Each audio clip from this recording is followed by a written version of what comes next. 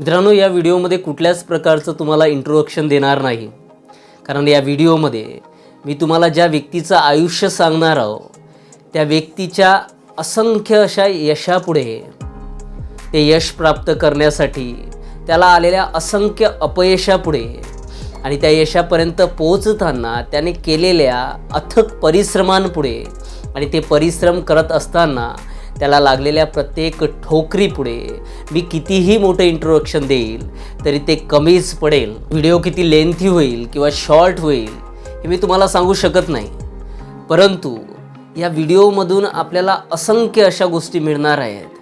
तुम्ही उद्योजक असाल किंवा नवीन नवीन उद्योग चालू करण्याच्या मार्गावर असाल तर उद्योग कसा करावा, उद्योगात आलेल्या अपयशांना कसं सामोरे जावं, तुम्ही एखादा संसारिक व्यक्ती असाल, स्त्री असाल किंवा पुरुष असाल तर संसारात वावरत असताना कशा प्रकारे वावरावं, संसारात येणाऱ्या अडचणी कशा पद्धतीने सॉल्व कराव्या, फेस कराव्या, तुम्ही एखादा विद्यार्थी असाल तर कशा पद्धतीने शिक्षणाला महत्त्व द्यावं, तुम्ही एखादा मुलगा असाल तर आईवडिलांप्रती आपल्या जबाबदाऱ्या कशा पार पाडाव्या, तुम्ही एखादा समाजात वावरत असाल तर समाजाप्रती आपल्या जबाबदाऱ्या काय आहेत, आपलं काय देणं लागते, किंवा कुठल्याही स्तरावर आयुष्यात जगत असाल तर तुम्हासाठी हा व्हिडिओ अत्यंत महत्त्वाची शिकवणूक देणारा असेल.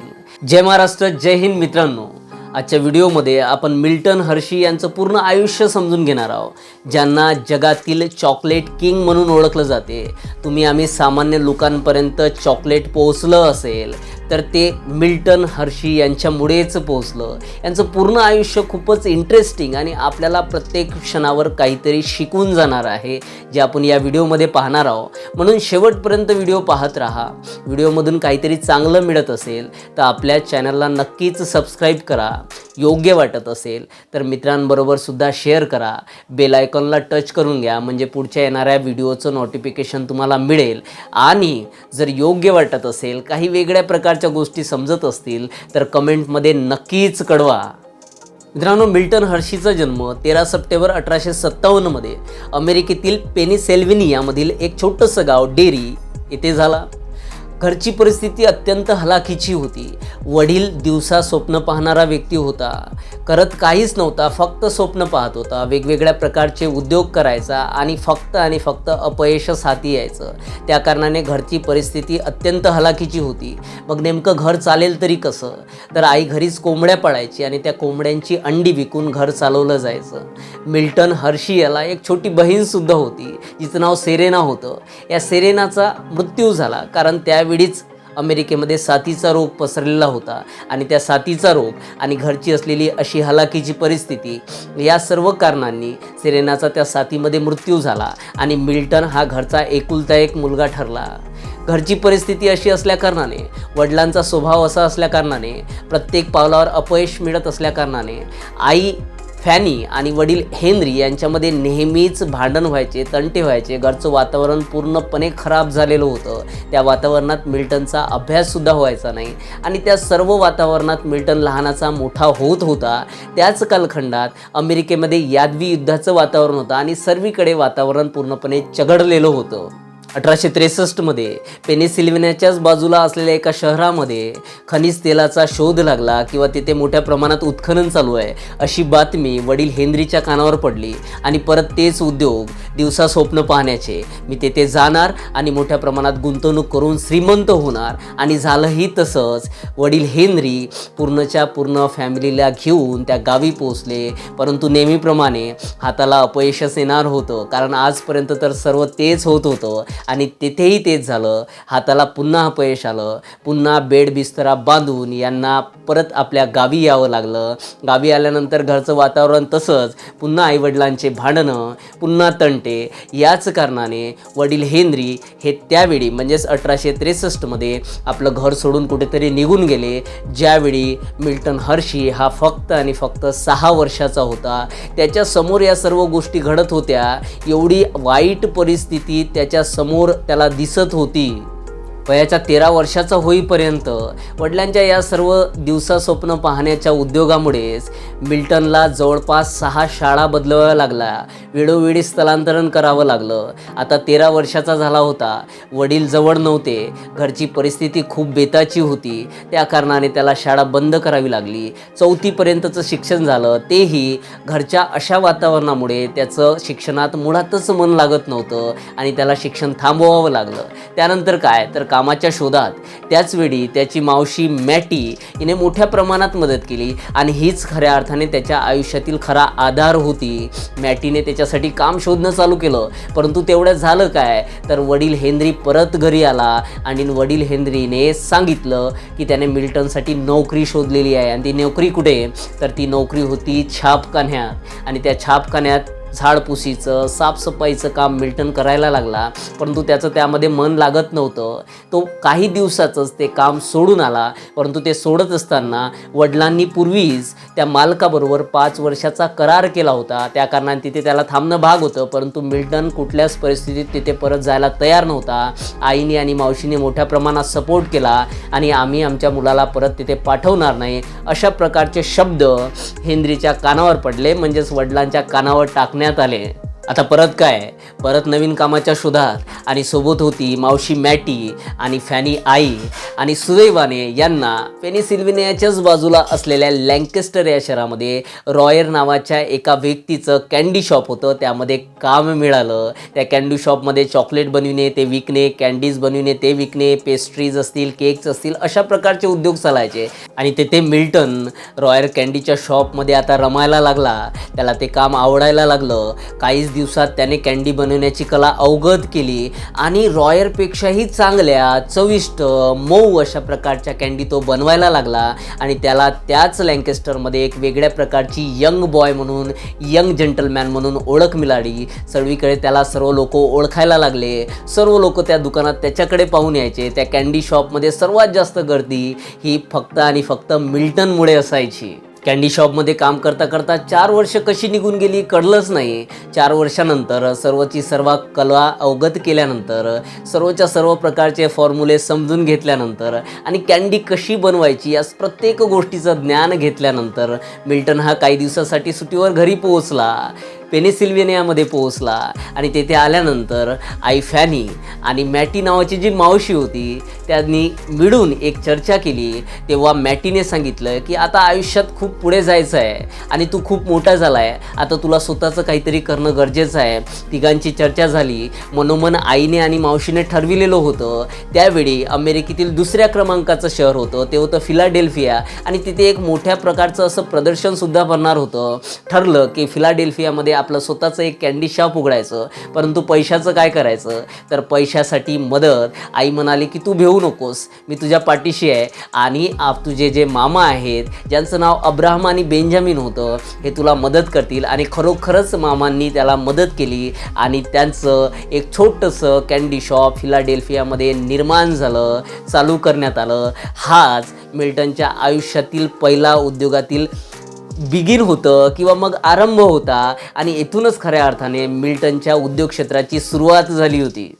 मिल्टनचा हा छोटासा उद्योग भरभराटीस येत होता, उंच भरारी घेत होता, परंतु दुर्दैवाने कधीच मिल्टनला आर्थिक गणित जमले नाही आणि त्याला त्यामध्ये रससुद्धा नव्हता. मिल्टन हळवा असल्याकारणाने मोठ्या प्रमाणात कधी गरीब मुलांमध्ये चॉकलेट वाटून द्यायचा, कधी कॅन्डीज वाटून द्यायचा. आर्थिक बाबतीचा विचार न करता त्या मुलांच्या, त्या लोकांच्या चेहऱ्यावर येणाऱ्या आनंदातच त्याला रस असायचा, त्याला त्यामध्येच आनंद वाटायचा.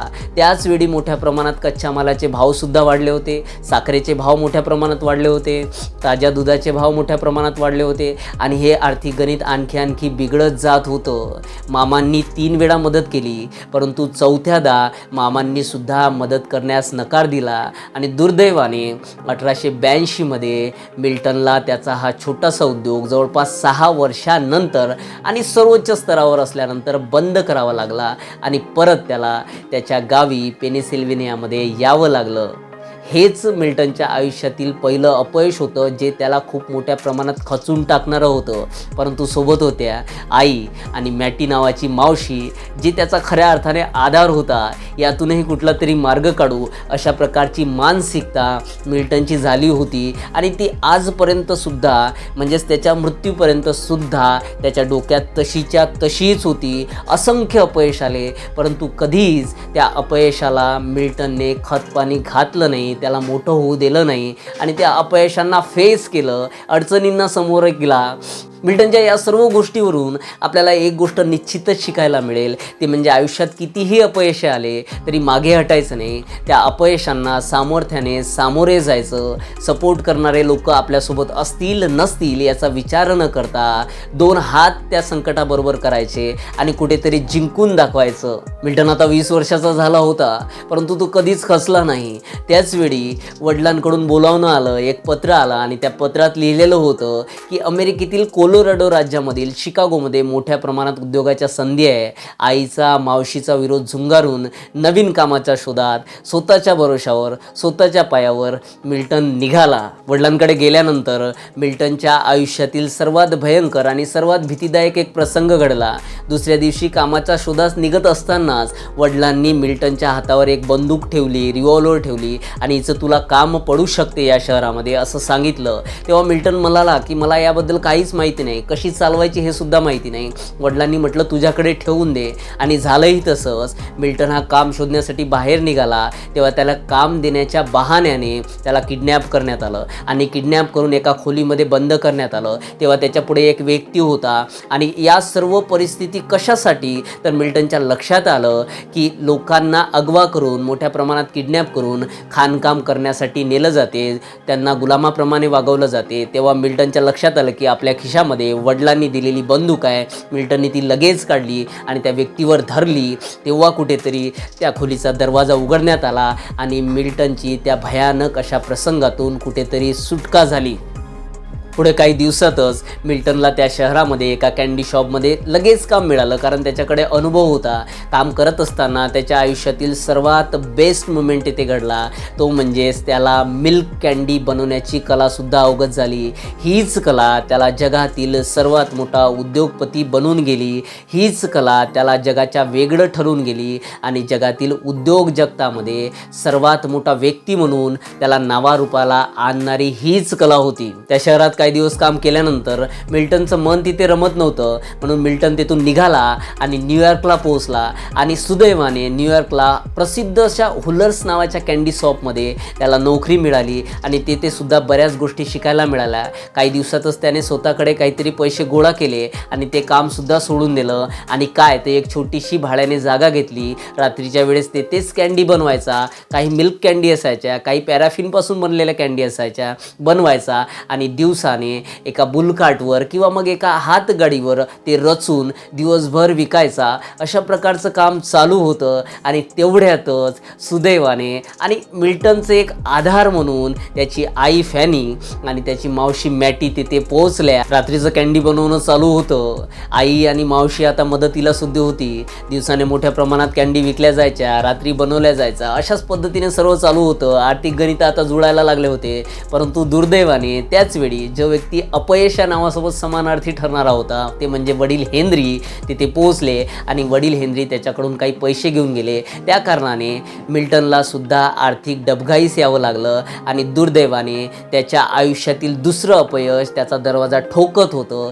त्याला तो सुद्धा छोटासा कॅन्डीचा उद्योग बंद करावा लागला. मित्रांनो, अपयशामागे अपयश त्याच्या आयुष्यात येत होते, परंतु मिल्टन कशा पद्धतीने उद्योग जगतात सर्वोच्च ठिकाणी जाऊन बसलाय, पुढे पुढे आपण समजून घेणार आहोत. शेवटपर्यंत पाहत राहा. दुसरा उद्योग जो स्वतःच्या जोरावर, स्वतःच्या मनगटाच्या जोरावर मिल्टनने उभा केला होता, दुर्दैवाने तो उद्योगसुद्धा त्याला बंद करावा लागला. त्यातसुद्धा त्याला वडिलांमुळे अपयश आले. या व्यक्तीचं मन कुठे असेल? अथक परिश्रम असतानासुद्धा या व्यक्तीच्या आयुष्यात अपयशामागे अपयश येत होते आणि पुढचा पर्याय काय तर परत लँकेस्टरला मिल्टन परतला. आता पुढे काय करायचं? आर्थिक गणितं परत बिघडायला लागले. आर्थिक बाजू परत कमकुवत व्हायला लागली. आर्थिक मदत करणार कोण? तेव्हा मामा तर आता करणार नाही, कारण मामा यापूर्वीसुद्धा मदत करून चुकले होते. त्यांचा बराच पैसा मिल्टनने बुडविला होता. तरीसुद्धा मिल्टन पुन्हा मामाकडे मदतीसाठी गेला. मामांनी सपासापा नाही म्हणून दिलं की आम्ही तुला मदत करणार नाही. तू लोकांना भूलथापा देणारा आणि लोकांना बुडवणारा तुझ्या वडिलांसारखाच व्यक्ती आहेस. तुझं जे आडनाव हर्षी आहे त्याचा समानार्थी शब्द म्हणजेच अपयश आहे. तुला आम्ही मदत करणार नाही.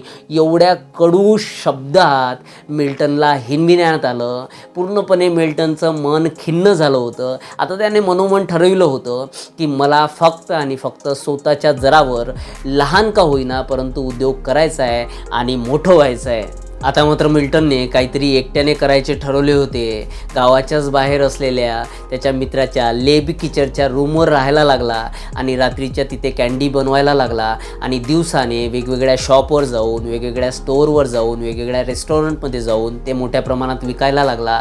दिवसेंदिवस प्रगती व्हायला लागली. मोठ्या प्रमाणात त्या स्टोअर्सकडून ऑर्डर्स मिळायला लागल्या आणि भरीतभर त्याची आई आणि मावशीसुद्धा त्याची मदत करण्यासाठी पोहोचले. परंतु आई आणि मावशी तेथे पोहोचल्यानंतर आई आणि मावशींनी सर्वात पहिली मिल्टन पुढे एक अट ठेवली. ती म्हणजे तुझे वडील जर येथे आले तर तू त्यांना हाकलून द्यावं, त्यांच्यासोबत कुठल्याच प्रकारचा व्यवहार करू नये.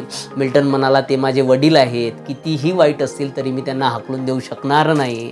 परंतु एक शब्द देतो, तो म्हणजे मी त्यांच्यासोबत यानंतर आर्थिक व्यवहार करणार नाही. आणि या सर्व नियमानुसार, या सर्व अटीवर आई आणि मावशीसुद्धा मिल्टनच्या उद्योगात सहभागी झाल्या, त्याला मदत करायला लागल्या. मिल्टनच्या आयुष्यातून मिळणारी हे दुसरी शिकवणूक की आई वडील काय आहेत, आजूबाजूचे लोक काय आहेत, त्यांच्यासोबत आपण कुठल्याही परिस्थितीत कसं वागावं आणि त्यांच्या प्रती कशा पद्धतीने आपल्या जबाबदाऱ्या पार पाडाव्या, हे अत्यंत महत्त्वाची शिकवणूक मिल्टनकडून आपल्याला इथे मिळणार आहे. उद्योग चांगल्या पद्धतीने चालू होता, परंतु उद्योग वाढविण्यासाठी कुठेतरी आर्थिक मदतीची गरज होती. आता कुठला सोयराधारा मामा मदत करायला तयार नव्हता. तेव्हा बँक हा एकमेव पर्याय होता, परंतु बँकेकडे सुद्धा काहीतरी जमानत ठेवावी लागायची. तेव्हा त्याच्या आयुष्यातील सर्वात मोठा आधार म्हणजे मावशी मॅटीने तिचं एक छोटंसं घर होतं जे जमानत म्हणून बँकेकडे गहाण ठेवलं आणि मिल्टनला सुदैवाने $700 एवढं बँकेकडून कर्ज मिळालं.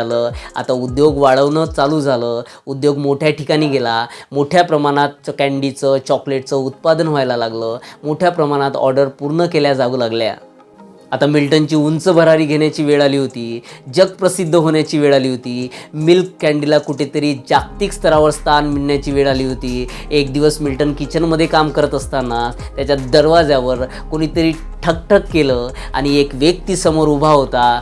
ब्रिटिश व्यक्ती होता ज्याचं नाव होतं डेसीज आणि हाच मिल्टनच्या आयुष्यातील देवदूत होता खऱ्या अर्थाने. त्याला मिल्टनची मिल्क कँडी खूप मोठ्या प्रमाणात आवडली होती आणि तसा एक प्रपोज त्याने मिल्टन पुढे मांडला की मला या कँडीज युरोपमध्ये न्यायच्या आहे, इंग्लंडमध्ये न्यायच्या आहे आणि तेथे मोठ्या प्रमाणात याला बाजारपेठ उपलब्ध करून द्यायची आहे. परंतु काही अटीनिशी हा प्रयोग आपण यशस्वी करू शकू का, अशा प्रकारचे अनेक प्रश्न होते. तेव्हा मिल्टनने प्रत्येक गोष्टीला होकार दिला आणि दोघांमध्ये कागदोपत्री सर्व करार झाले आणि आता मिल्टनची मिल्क कँडी कुठेतरी अमेरिकेच्या बाहेर जाणार होती. परंतु सर्वात महत्त्वपूर्ण प्रश्न होता तो म्हणजेच एवढी मोठी ऑर्डर पूर्ण तरी कशी करायची, आलेल्या सर्व अटींना पूर्ण तरी कसं करायचं आणि सर्वात मोठा प्रश्न तो म्हणजे आर्थिक बाब, आर्थिक कमजोरी. या सर्व गोष्टीवर तोडगा काढण्यासाठी किंवा काढत असतानाच अगोदर बँकेकडून घेतलेलं $700 कर्ज फेडण्याची वेळ आली होती. आता नेमकं करायचं काय? मिल्टनने हार मानली नाही. मिल्टन पुन्हा बँकेत गेला. तिथल्या एका मॅनेजरसोबत पुन्हा समजावून सर्व गोष्टी सांगितल्या. मॅनेजरने पहिल्यांदा तर पूर्णपणे नकार दिला, परंतु पुन्हा विनवणी केल्यानंतर मॅनेजर म्हणाला की आम्ही सर्व तुमचा उद्योग पाहू, त्यानंतर विचार करू आणि 2 दिवसांनी तुम्हास कळू.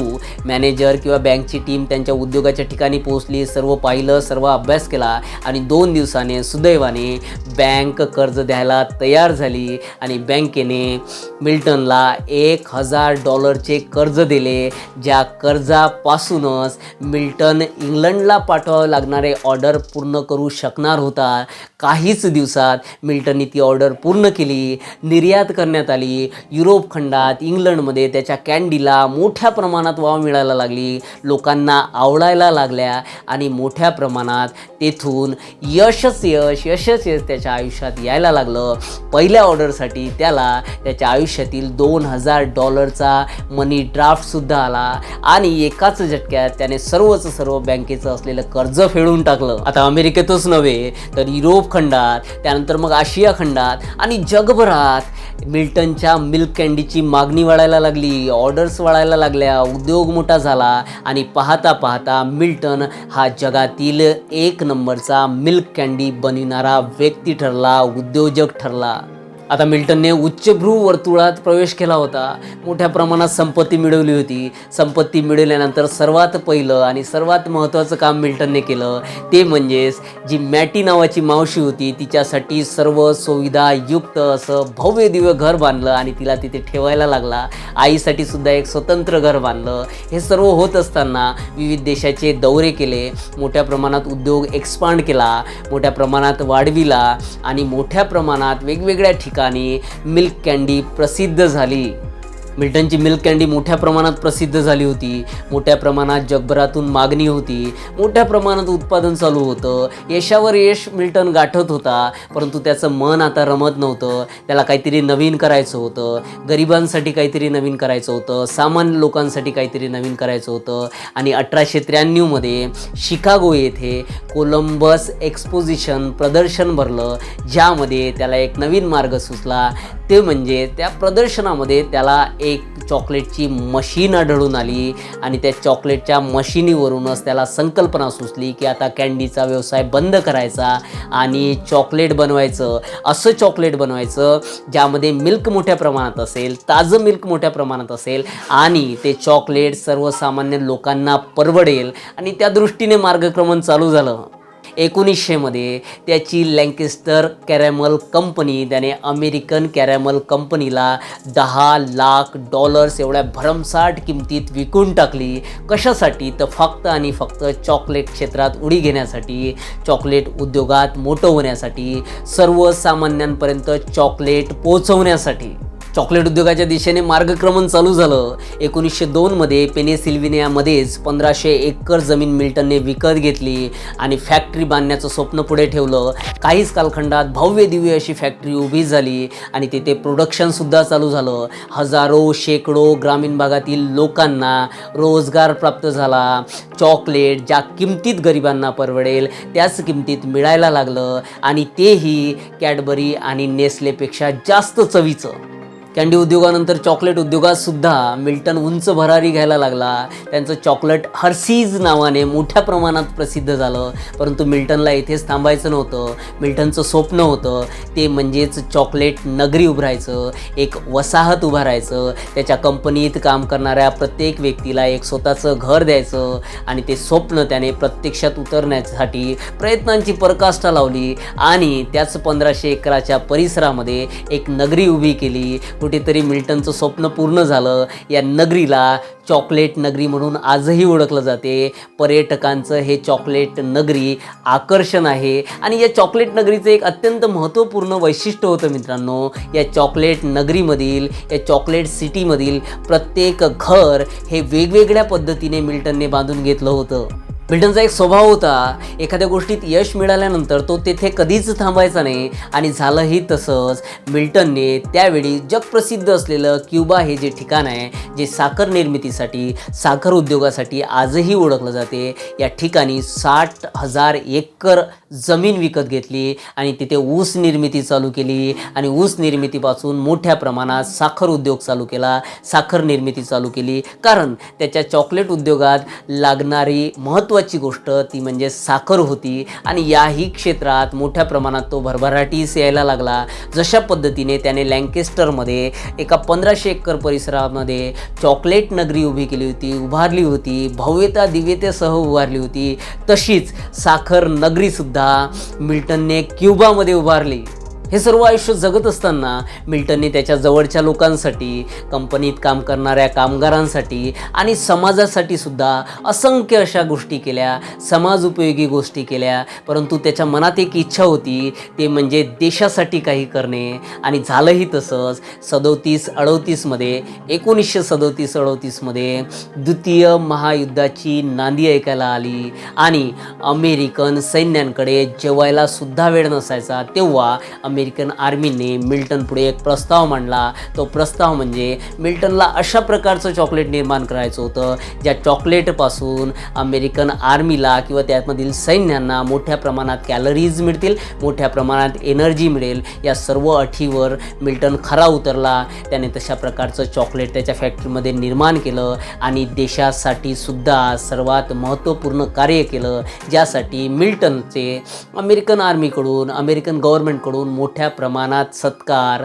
किंवा मोठ्या प्रमाणात त्याचा सन्मान करणं. एवढं सर्व यश, एवढी सर्व संपन्नता, एवढी सर्व संपत्ती असूनसुद्धा मिल्टनचं आयुष्य कुठेतरी दुःखात बुडालेलं होतं. आणि त्याचं सर्वात महत्त्वपूर्ण कारण होतं ते म्हणजे मिल्टनला एकही मूलबाळ अपत्य नव्हतं. एकही अपत्य नसलं तरी हा व्यक्ती आजही मृत्यूनंतर सुद्धा हजारो लाखो मुलामुलींचा पिता म्हणून जगाच्या समोर आलेला आहे. या व्यक्तीने 1909मध्ये 486 एकर परिसरामध्ये हर्षीज स्कूल अशा प्रकारची नावाची एक शाळा उघडली आणि ती शाळा आतासुद्धा अस्तित्वात आहे. ज्या शाळेमध्ये एक आश्रमसुद्धा आहे. आणि आपल्याला ऐकून आश्चर्य वाटेल, हे आश्रम जगातील सर्वात मोठं आणि जगातील सर्वात सुसज्ज असं आश्रम आहे. मित्रांनो, आज मिल्टनच्या हर्षीज स्कूलमध्ये जवळपास 1900 विद्यार्थी वार्षिक शिकतात.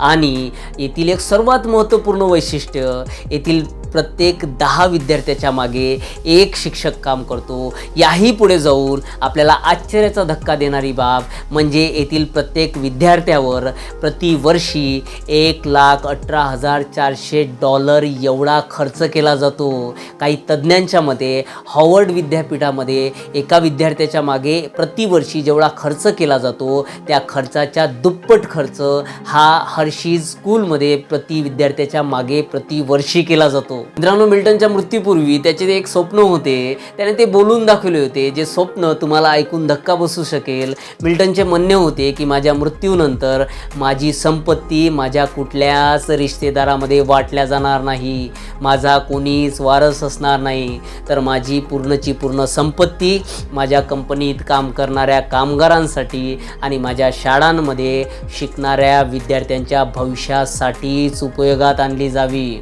आणि आताही मित्रांनो, त्याच्या एकूण संपत्तीपैकी आपल्याला धक्का देणारी बाब म्हणजे 60% संपत्ती फक्त आणि फक्त त्याच्या शाळेच्या नावाने आहे. त्याच्या शाळेतील विद्यार्थ्यांच्या भवितव्यासाठी उपयोगात आणली जाते. आणि छोटी मोठी संपत्ती नाही मित्रांनो.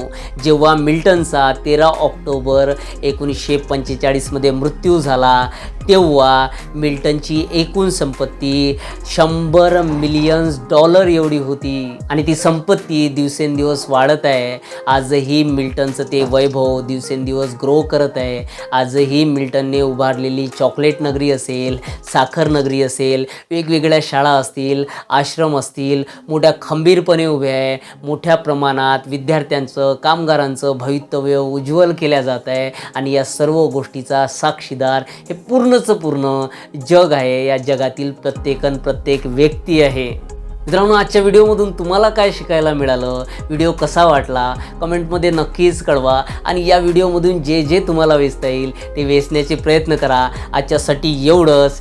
जय हिंद.